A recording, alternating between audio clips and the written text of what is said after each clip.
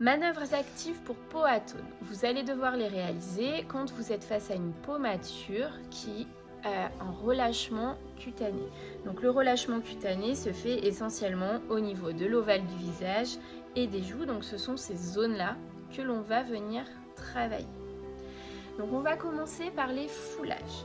Les foulages, vous allez les débuter au niveau du décolleté.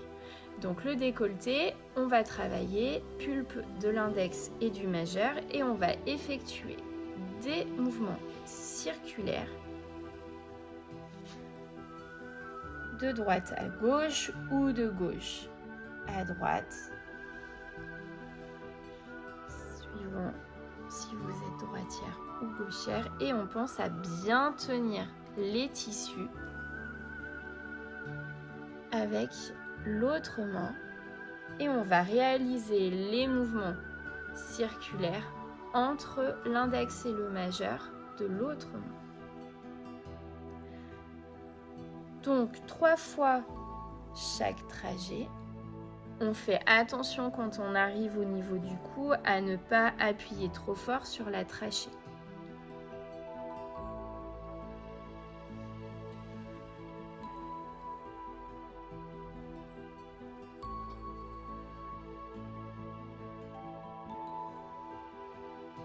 Donc on réalise bien 3 fois chaque trajet.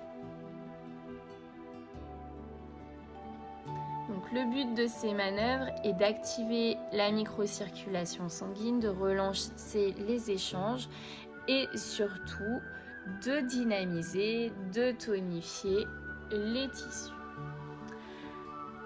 On va maintenant, avec les phalanges, réaliser des foulages au niveau de l'ovale du visage.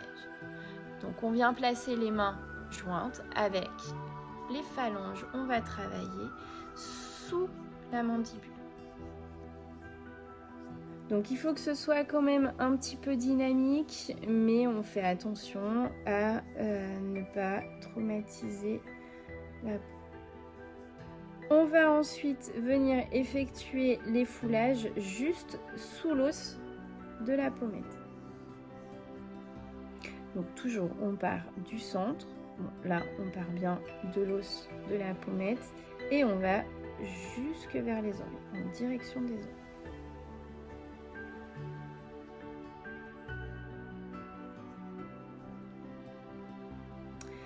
Foulage de la houppe du menton.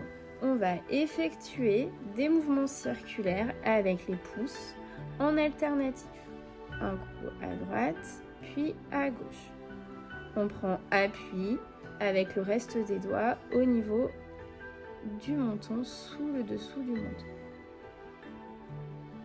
Foulage du sillon nasogénien. On va venir travailler avec index majeur ou juste l'index en fonction de la morphologie de votre modèle et on va effectuer des mouvements circulaires entre les doigts. On maintient bien les tissus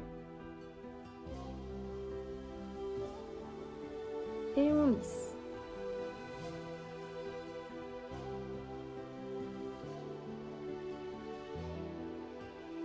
Et la même chose de l'autre côté.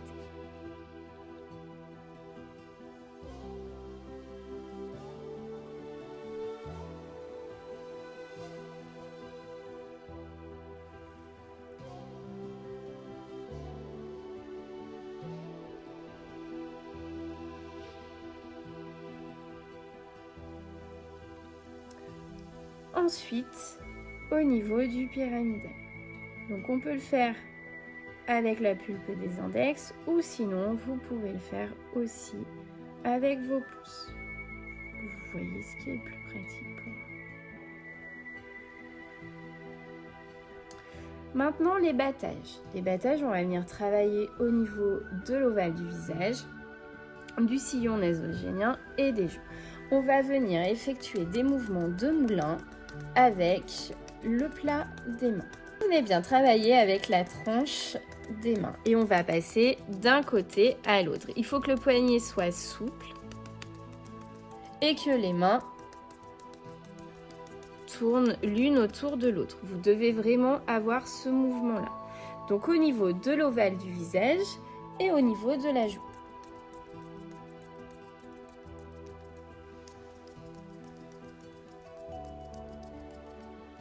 On va effectuer ce mouvement avec les index que l'on va travailler au niveau du sillon nasogénique.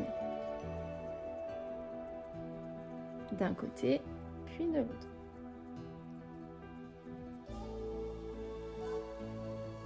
Et on termine par les éventails.